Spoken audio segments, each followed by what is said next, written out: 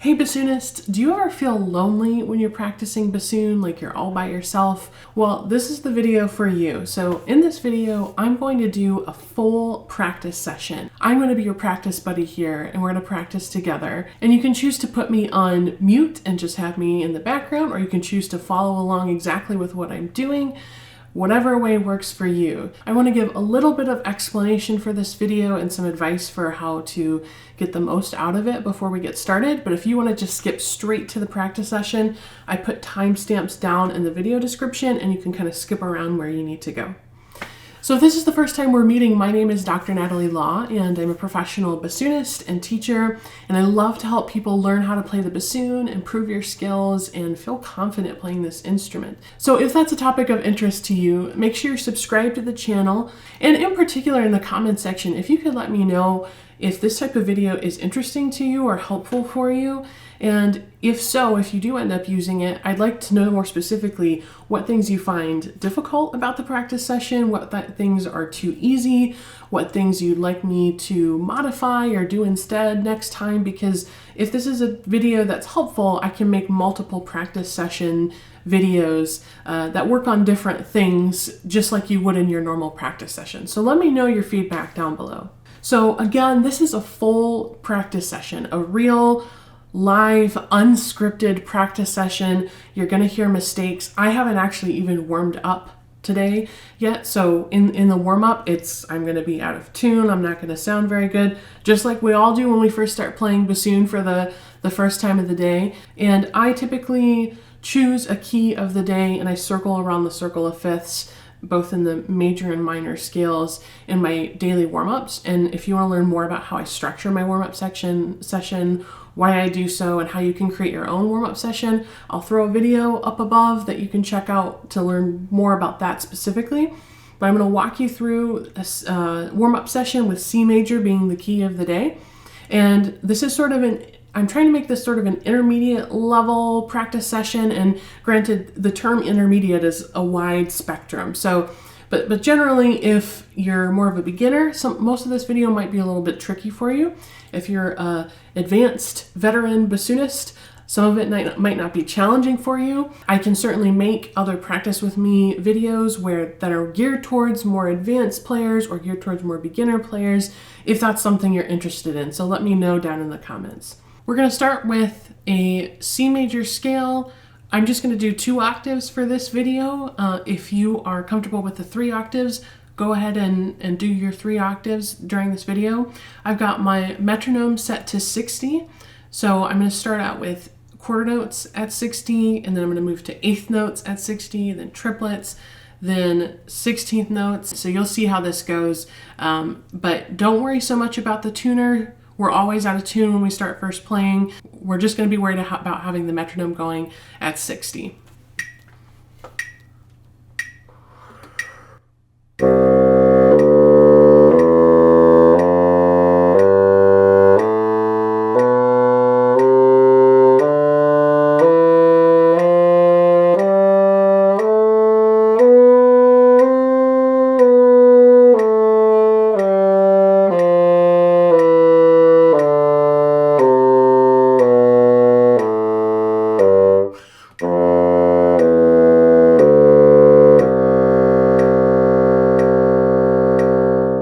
Let's do 8th notes. Ready? And.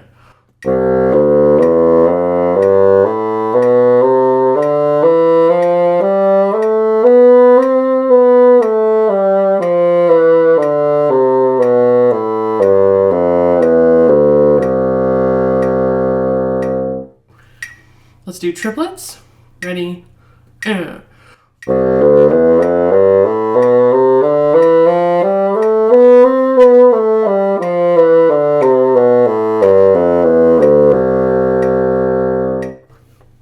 Let's do 16th notes.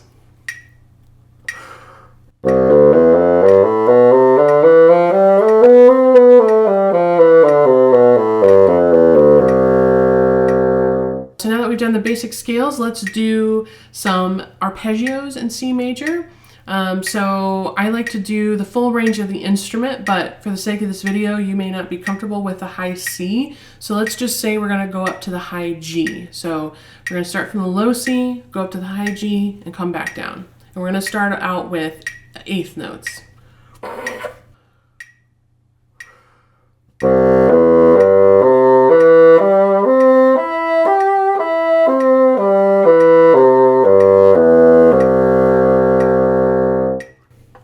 Let's try triplets. We're going to move in the same sequence as we did for the scales.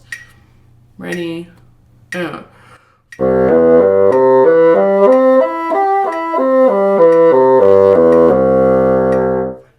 Okay, let's try 16th notes.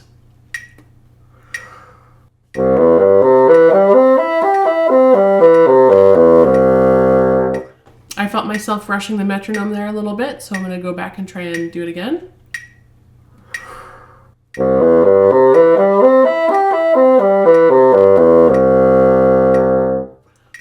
All right, that's pretty good. So in addition to these regular scales and arpeggios, we're going to move on to fluency scales, where you're going back and forth between scales. I'll put this up on the screen, the way that you're going to do it. But basically the idea is that in addition to practicing the scale, we're also practicing the articulation and the dynamics of that particular scale. So we're going to stay in C major, of course, and we're just going to work through this progression of fluency scales as you see on the screen. I will link down in the description a copy of this if you want to read it from a PDF rather than off the video screen, if that's more helpful for you. So here we go, C major, fluency scales. We're still at 60, and we're going to focus on dynamics and articulation in particular.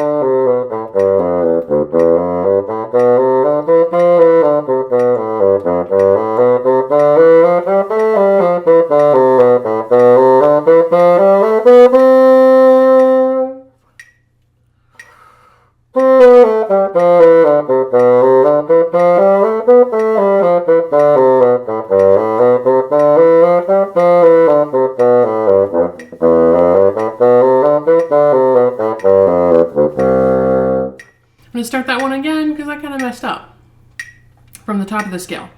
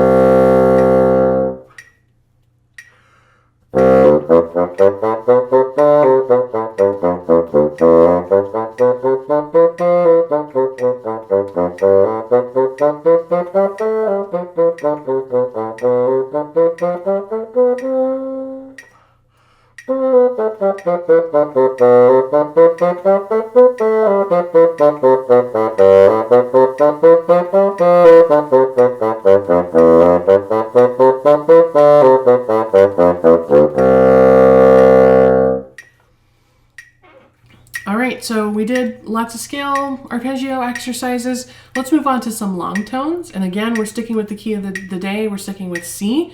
So we're going to play all C's that we know.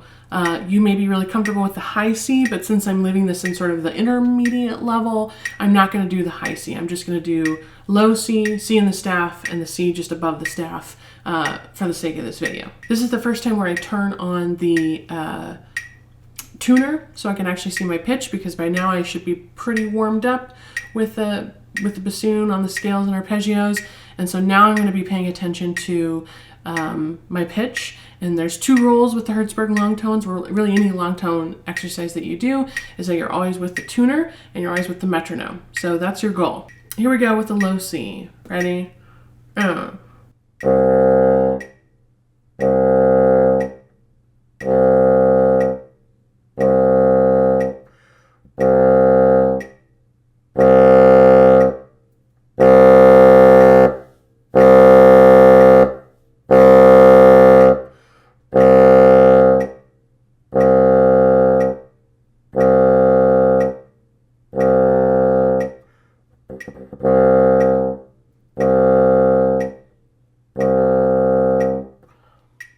Here's the C above that. Ready?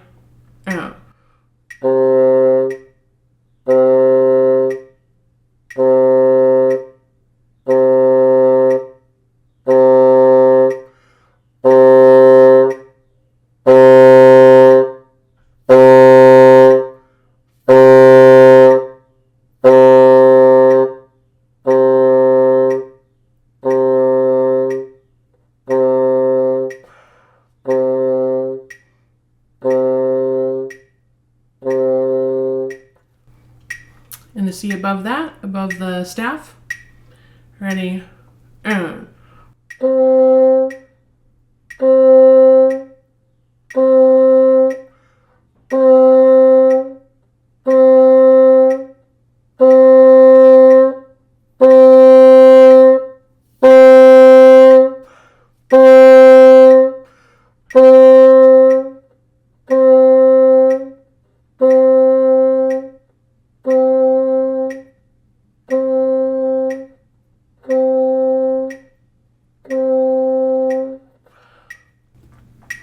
I can see at the end of each of my notes I'm tending to go up in pitch, so as we go along I'm going to pay attention to that and make sure that I don't keep going up in pitch. So here we go, we're going to move on to the next exercise and do all three C's for that. Here's low C. 1, 2, ready. Sometimes that happens with that low C. It's all about preparation for that first note. Make sure that your air is ready to go, your embouchure is ready to go, and you can just release the tongue. So here we go. Again, I'm going to try it for me too. Ready? Yeah.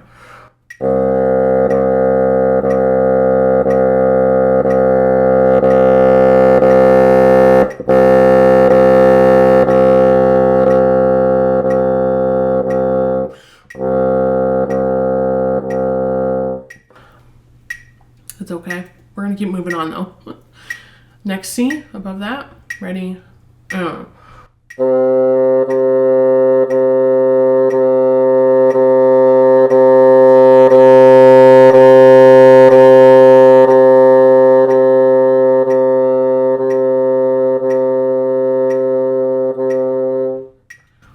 the C above that. Ready?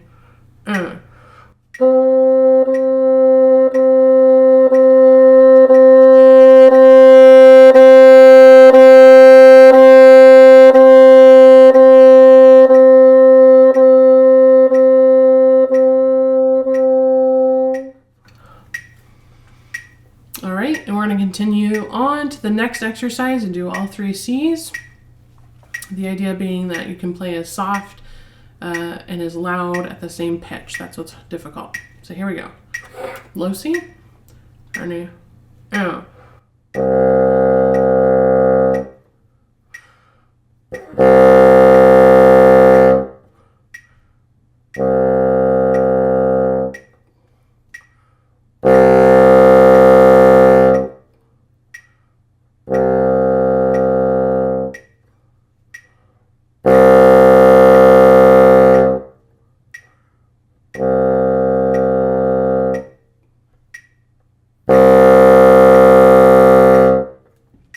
The next C up. Ready?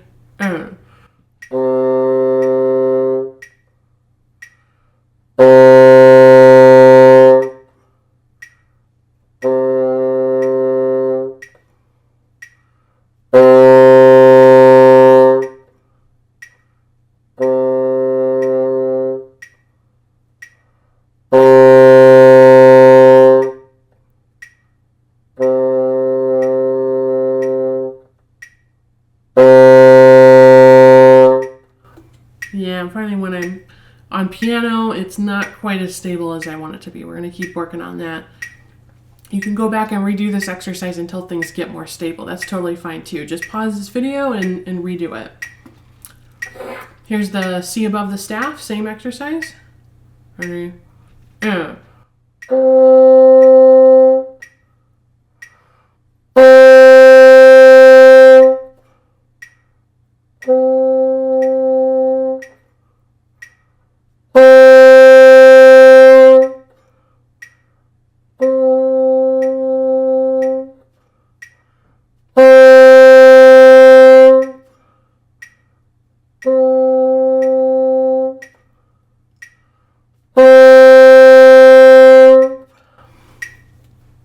Let's move on to the next exercise, which is more of your traditional long tone, and we're going to start again with the low C.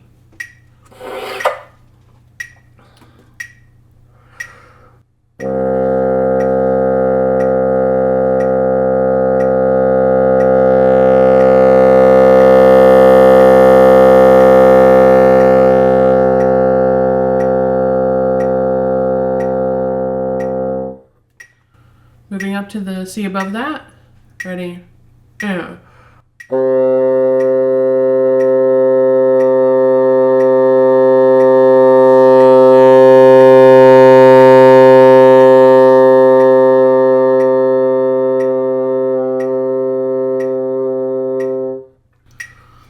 it gets quieter, it tends to get less stable. We're always working on that. That's about air. So think about how you're using your air to fix that. So I'm going to keep working on that myself as we keep on going.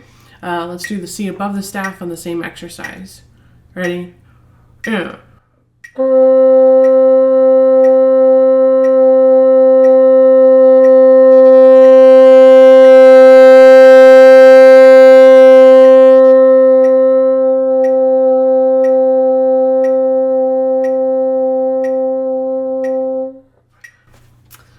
Hard on that piano. Let's keep on going for sake of momentum.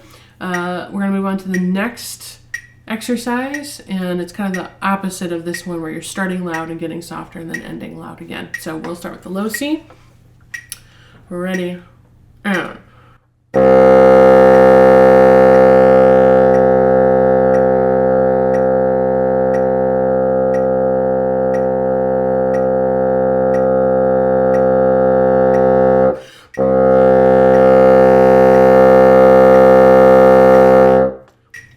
Breath there. Sometimes that happens when you're getting loud. That's okay. As long as you come back in at the same dynamic level and same pitch, it's not a huge deal. All right, next C up from that. Here we go. Ready?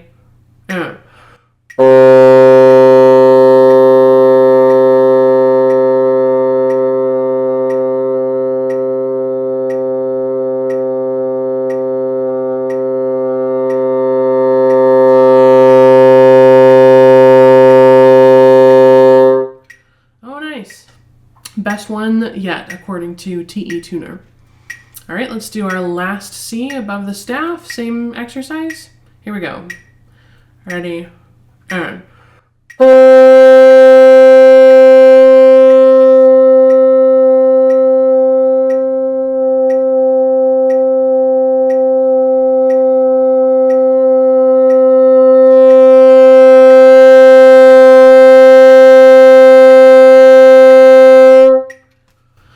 Not too bad. Sometimes I'll go back and redo some of these ones that I didn't do as well, but we're going to keep on moving just for the sake of time. The next exercise I'm going to do is a single tonguing exercise. Here we go. We're going to start at 116, go through the exercise, and then we'll keep bumping it up. Here we go. 1, 2, ready, and.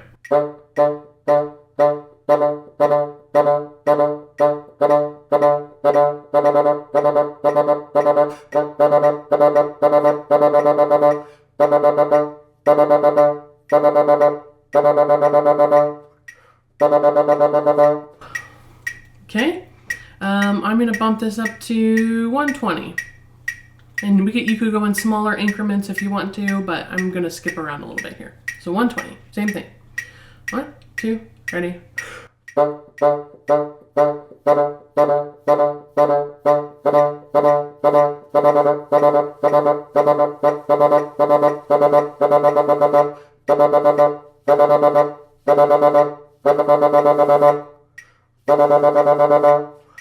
right, and I'm gonna keep moving up because that was pretty good.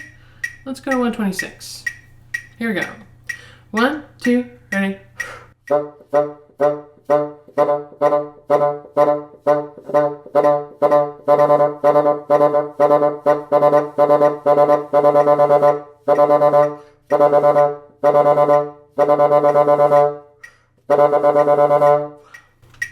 Keep on going. It's going all right. As we get faster, we might have to go back and redo some of these. Here we go. Same thing. 1, 2, ready.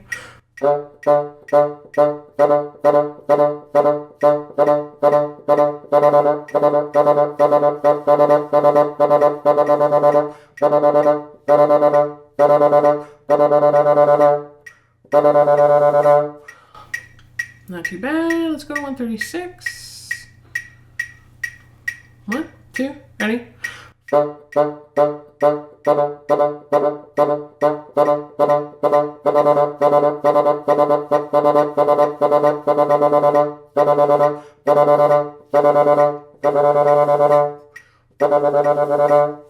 Yeah, I can feel my tongue starting to slow down a little bit, especially on that last. Yeah, sometimes wants to skip one, but let's go up one more set of notes. Let's maybe go up to let's go 144. Probably gonna be a little fast. My tongue's feeling a little slow this morning, so we're not gonna go up to full speed, but we'll challenge ourselves a little bit here. Here we go. 1, 2, ready.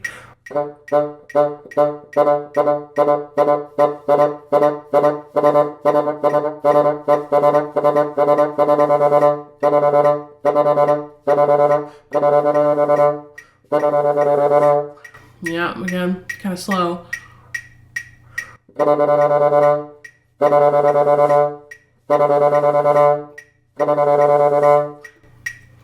Yeah, so we're going to stop there, 144.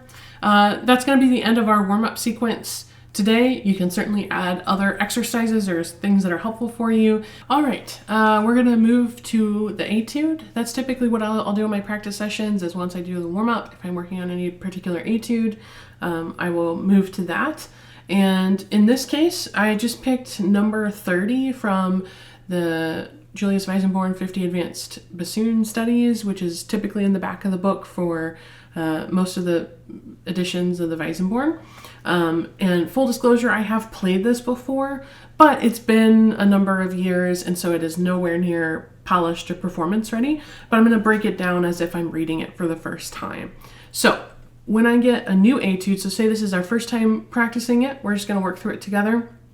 If this is the first time practicing it, I will kind of read through the whole thing at like a sort of moderate tempo that I feel like I can sight read it. I'm not going to get all the notes. I'm not going to, get all of the rhythms. Well, this one's pretty straightforward on rhythms. It's mostly eighth notes.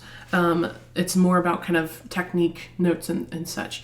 So I'm going to start at the beginning, and I usually try to review the key before I get started, especially if that's the first time I'm looking at this.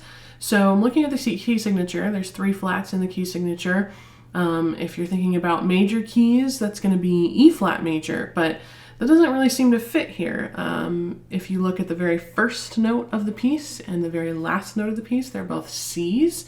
And if you look in between, there's quite a few accidentals. And so those 3 pieces of information, I can deduce that I'm most likely in C minor. And I may be modulating through some other keys throughout, but that's what we're starting and ending with. So just keeping in mind, C minor, there's 3 flats. Okay, so I'm going to try and catch all of those flats and all those accidentals. So I'm just going to do a full read through of the piece at a steady tempo. I encourage you to do the same with me.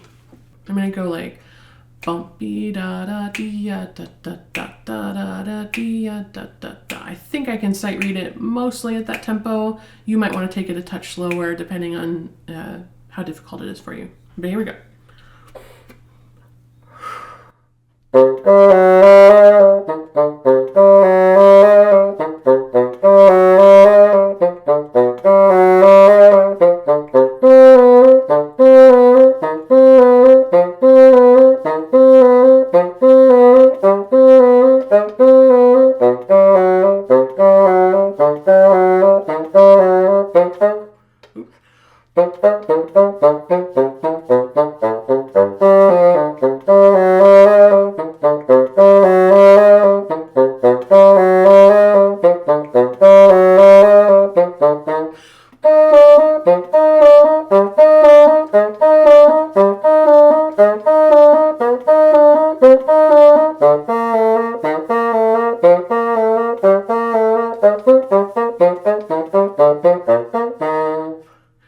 Take a breather.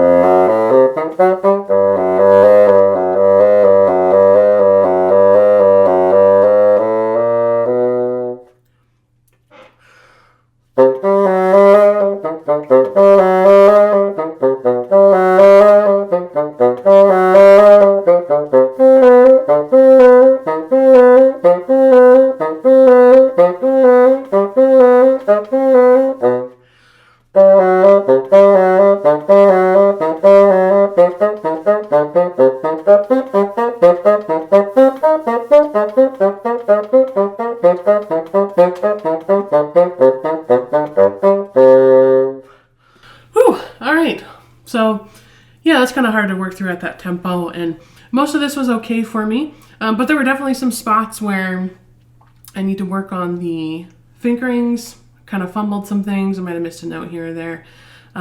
So I'm going to go back now that I've read through it and I kind of have an idea of how it goes. I'm going to go to a couple of the spots that I know I messed up on.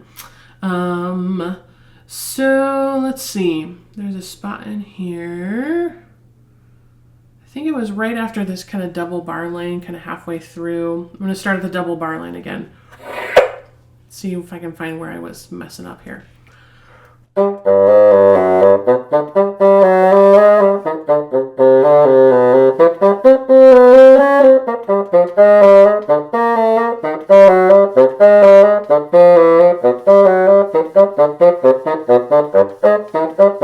It was right there, yeah. For some reason that that trips me up when it goes to all staccato notes. So those 2 measures where it's just all straight staccato eighth notes, I'm going to slow that down a little bit and isolate that.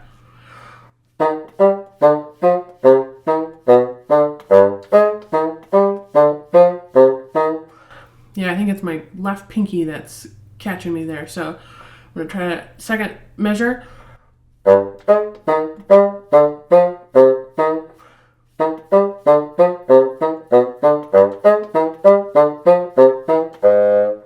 Okay, so it's a little bit more comfortable this time. It is not catching me off guard. I'm going to start at the beginning of the line.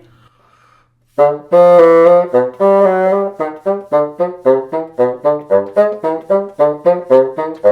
some reason that second measure is getting me.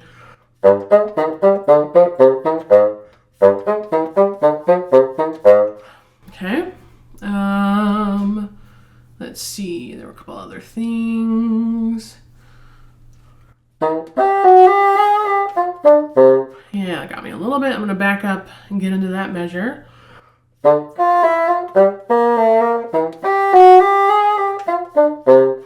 my low notes aren't, my staccato low notes aren't sounding so great. Is that right?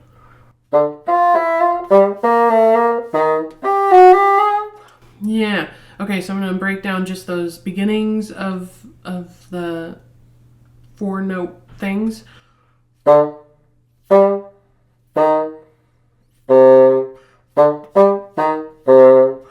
Yeah, actually I'm going to back up a few measures before that and try that, because that's what you want to definitely hear, that chord progression, because the first note of those 4 eighth notes is kind of setting the tonality of each. So let's start back and just make sure we hear that.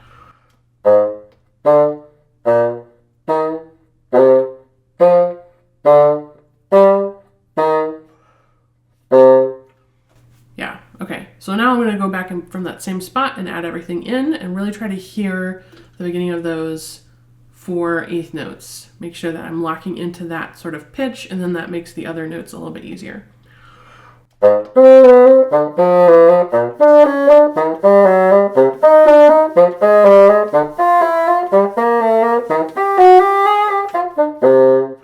Yeah, okay, that's coming together better. Let's just keep on going, because I know there were some spots after this.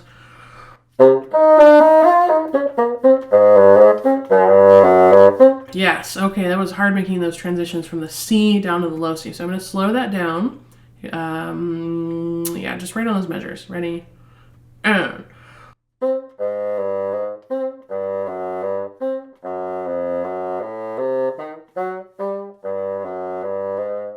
Yeah, I'm going to do that again. That's easy to get mixed up in there. Same thing. Ready? And. Try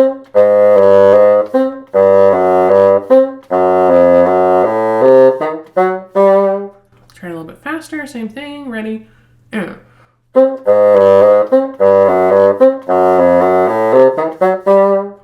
Yeah, okay, let's try that. Let's get into that section. Just start back a couple bars. Nope.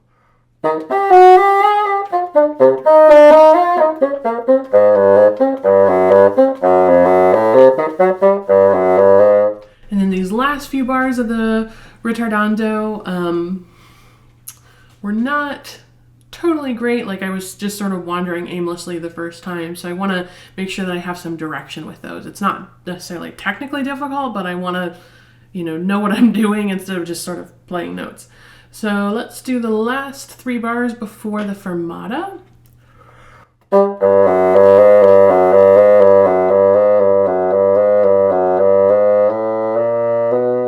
Okay, so now I'm noticing that the ritardando doesn't take place until the very last bar of that little 3-bar thing. The diminuendo starts 2 before the fermata. So now that I've paid attention to that part, I'm going to go back again and see if I can implement that more and not slow down until I get to the ritardando.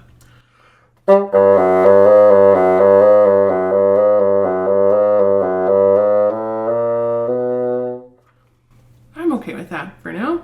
That seems to work. And then the a tempo to the end, that's pretty similar to stuff that became before it. So I don't think I need to work on that too much, although I wasn't fully happy with how I was doing the accents the last 1, 2, 3, 4, 5, 6 bars. So I'm going to do the last 6 bars and kind of do something more with these accents. that are written, because I know I didn't play them well the first time. Here we go. Ready?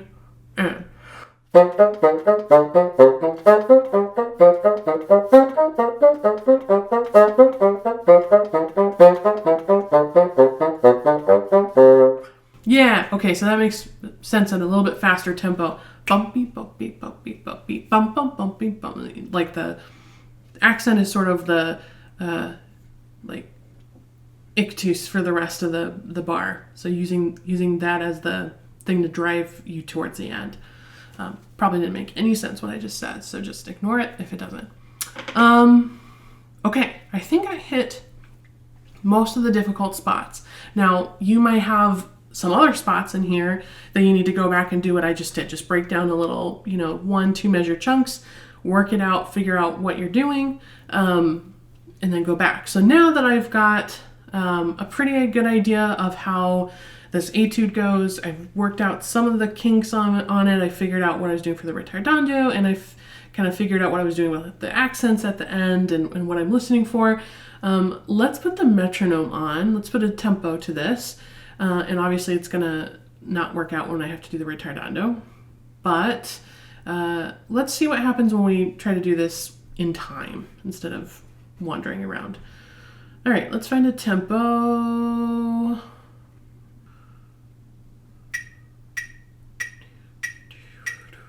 I can go faster than that.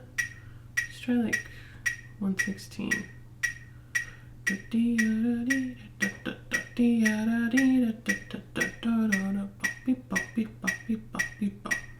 You always want to look at kind of the hardest parts and can you play it comfortably at that tempo.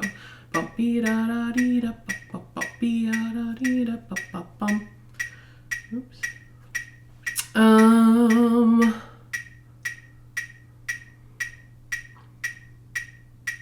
Yeah, I mean, let's try it at 116. I think this really, like performance tempo, we want it to go faster. But for the sake of practice, let's keep it at a more steady tempo. So here's 116. I'm going to try the beginning again. I might stop depending on how things go. 1, 2, ready. Here we go. 1, 2, ready.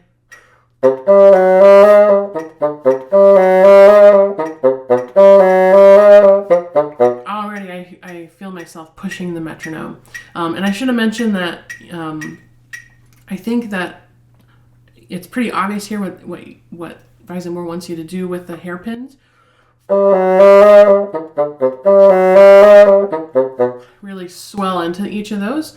I think I got that okay the first time, so I'm not necessarily focusing on that, but you might want to take a minute and make sure that you're doing those little hairpins in there. I'm going to bump the metronome up because I think I'm going to want to keep pushing this. Yeah, let's try 126. That might be a little tricky at times, but we're gonna give it a shot. 1, 2, ready.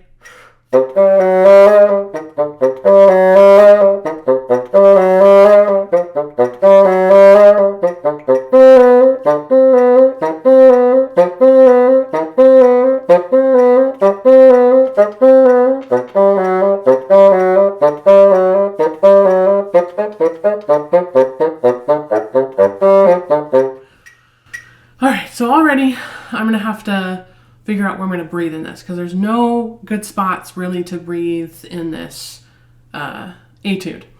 And right where I stopped, that's where I was starting to go out of breath at this tempo. So I'm going to back up. I'm going to figure out how I'm going to do this.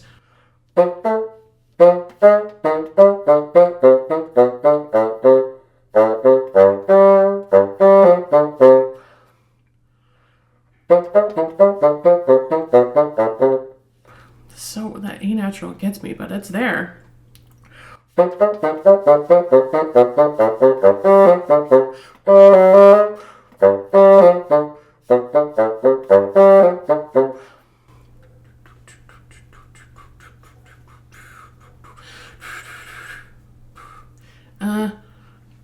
try.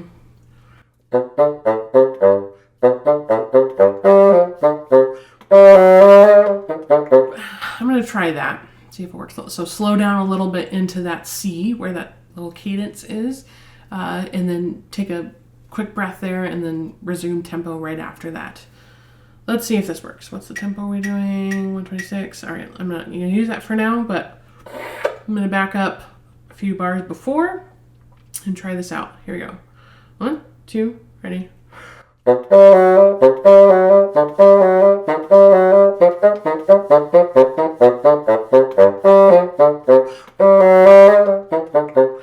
think that works okay.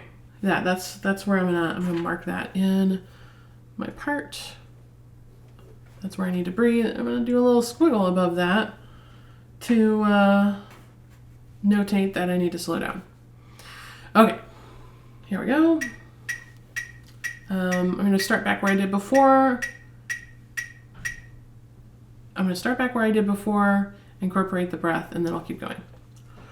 All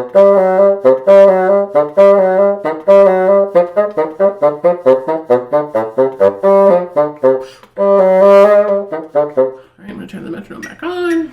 Here we go.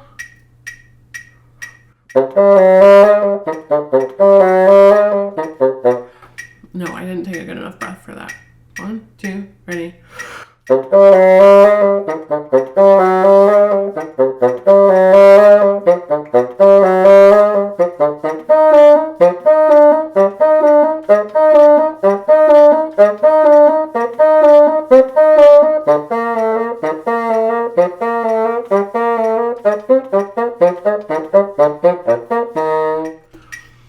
And then I think that is an obvious breath spot. I'm just going to mark that on for myself because there's a quarter note rest. That seems like a good place to breathe. Now, if you're having to practice this slower, 126 is maybe a little tricky for you. You might need to take more breaths. And so trying to figure out where you're going to take the breaths is imperative and how you're going to do it. You can't just stop and take a breath. You've got to prepare it somehow. Okay, I'm going to keep on going.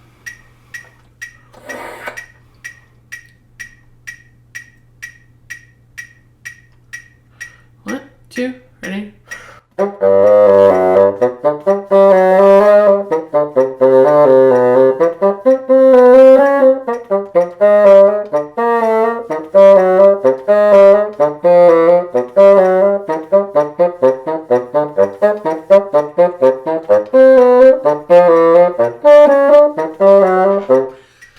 I'm running out of breath, so I need to figure out a place to breathe in there.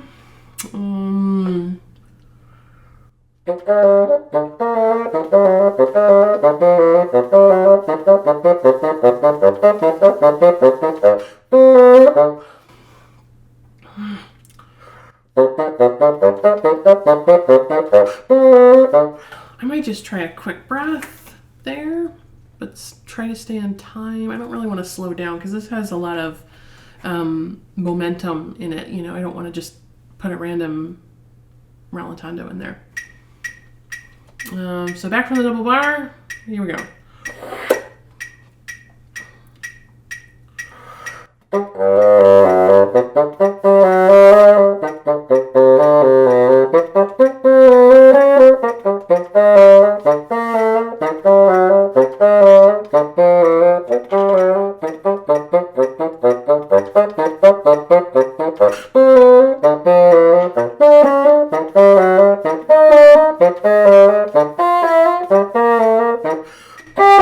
Yeah, I'm feeling myself wanting to do another quick breath because if they're quick breaths, you can't get as much air in, and so you might have to take them more frequently. Okay, I'm going to start right where I left off, keeping in tempo, but that's where I'm going to put a breath. Nope, that's not an A flat. I'm going to start at the beginning of that line.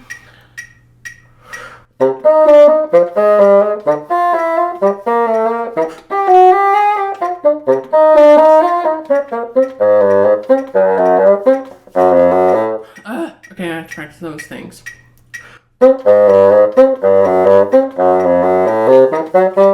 Yeah, I think it's getting that voicing to switch quickly between, because you're going over an octave from the. It's tricky. So you gotta just be a little bit more prepared. I need to be a little bit more prepared for that. I'm gonna back Back up a few bars from there, where I'm going to normally take my breath. 1, 2, ready.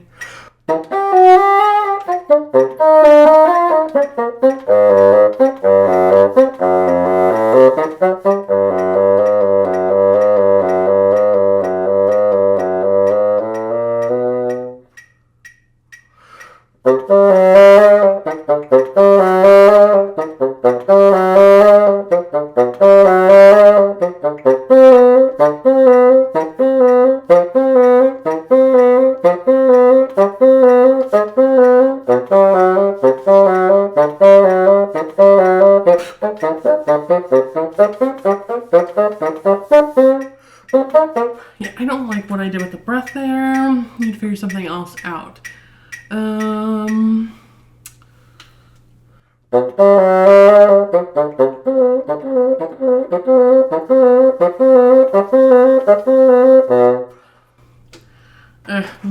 Maybe a breath in time there as best I can. Yeah, man, all these in-time breaths were really banking on me being able to do that. But let's try it. Back from the a tempo after the fermata. 1, 2, ready.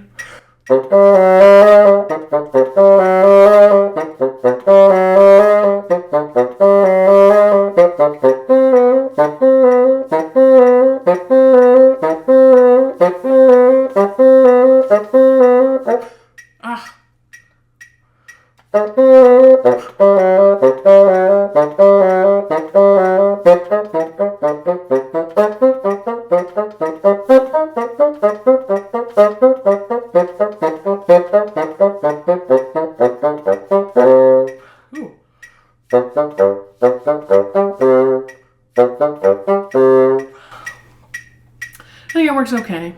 I think getting the breaths easier is just going to come over time as I practice it. Now that I have where the breaths are, it's really important to figure out where you need to breathe. I'm going to go, so I feel like I've practiced kind of the most difficult parts of this for me. Again, you might need to go back and work on your own little individual things, so pause the video as you see fit. But let's keep going. I'm going to bump the tempo up because I really want this to go faster, and it's going to be easier to do the breaths. And I feel like I can go faster. I don't know, 136 maybe? How's the hard parts in here?